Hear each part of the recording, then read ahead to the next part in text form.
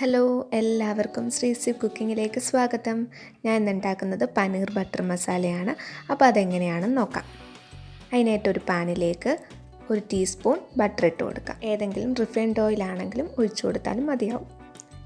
ഇനി ബട്ടർ മെൽറ്റായി വരുമ്പോഴത്തേന് 2 ചെറിയ സവാള അരിഞ്ഞത് ഇട്ട് കൊടുക്കാം. ഇനി ഇതൊന്ന് വഴറ്റി കൊടുക്കാം. 1 ടീസ്പൂൺ ഉപ്പിട്ട് കൊടുക്കാം. സവാള ഉപ്പും കൂടി നന്നായിട്ട് മിക്സ് ചെയ്യാം. ഇനി ഇതിലേക്ക് ഒരു ചെറിയ തക്കാളി അരിഞ്ഞതാണ് ഇട്ട് കൊടുത്തത്. സവാളയ്ക്കും തക്കാളിക്കും ഒന്നും പ്രത്യേകിച്ച് ഷേപ്പിൻ്റെ ആവശ്യമില്ല, കാരണം ഇതെല്ലാം നമ്മൾ മിക്സിയിലിട്ട് അടിച്ചെടുക്കേണ്ടതാണ്.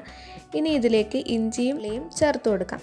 ഇഞ്ചിയും വെളുത്തുള്ളിയും പേസ്റ്റ് ആണെങ്കിലും മതിയാവും. ഇനി ഇതെല്ലാം കൂടി നന്നായിട്ട് മിക്സ് ചെയ്യാം. 1 ടീസ്പൂൺ മുളക് പൊടി, 1/2 ടീസ്പൂൺ മഞ്ഞൾപ്പൊടിയും കൂടി ഇട്ട് നന്നായിട്ട് മിക്സ് ചെയ്യാം. 5 മിനിറ്റ് ലോ ഫ്ലെയിമിൽ കുക്ക് ചെയ്തെടുക്കണം. അതിനുശേഷം സ്റ്റൗ ഓഫ് ചെയ്യാം. ഇനി ഇത് തണുത്തതിന് ശേഷം ഒരു മിക്സിയിലിട്ട് അരച്ചെടുക്കണം.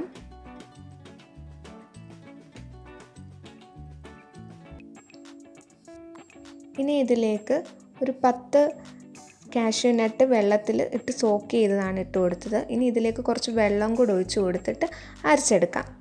അപ്പോൾ അത് അരച്ചെടുത്തിട്ടുണ്ട്. ഇനി ഒരു പാനിലേക്ക് 1 ടീസ്പൂൺ ബട്ടർ ഇട്ട് കൊടുക്കാം. ഒനിയൻ ടൊമാറ്റോ പേസ്റ്റ് ഇതിലേക്ക് ഇട്ട് കൊടുക്കാം. കുറച്ച് വെള്ളം കൂടെ ഒഴിച്ച് കൊടുക്കാം.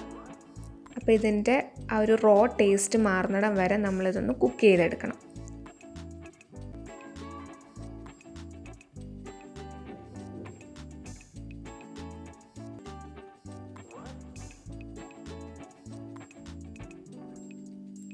അപ്പോൾ ഇതൊന്ന് 5 മിനിറ്റ് അടച്ച് വെച്ച് വേവിക്കാം. എങ്കിലേ ഇതിൻ്റെ റോ ടേസ്റ്റൊക്കെ ഒന്ന് മാറത്തുള്ളൂ.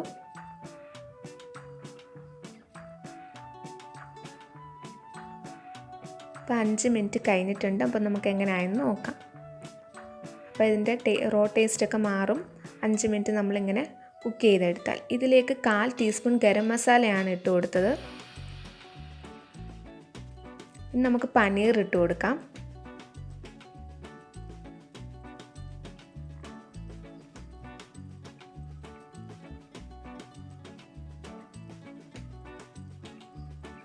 കുറച്ച് കസൂരി മേത്തിയും കൂടി ഇട്ട് കൊടുക്കാം. കസൂരി മേത്തി എന്ന് വെച്ച് കഴിഞ്ഞാൽ ഉലുവയുടെ ഇല ഉണങ്ങിയതാണ്. 1 ടീസ്പൂൺ ഫ്രഷ് ക്രീമും കൂടെ ആഡ് ചെയ്യാം.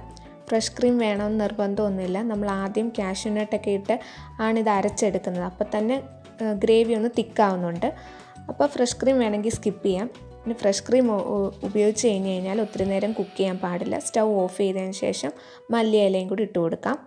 അപ്പോൾ നമ്മുടെ പനീർ ബട്ടർ മസാല റെഡി ആയിട്ടുണ്ട്. എല്ലാവർക്കും ഇഷ്ടപ്പെട്ടെങ്കിൽ ലൈക്കും കമൻറ്റും സബ്സ്ക്രൈബും ചെയ്യൂ. അടുത്ത ദിവസം കാണാം. അതുവരെ ടാറ്റ.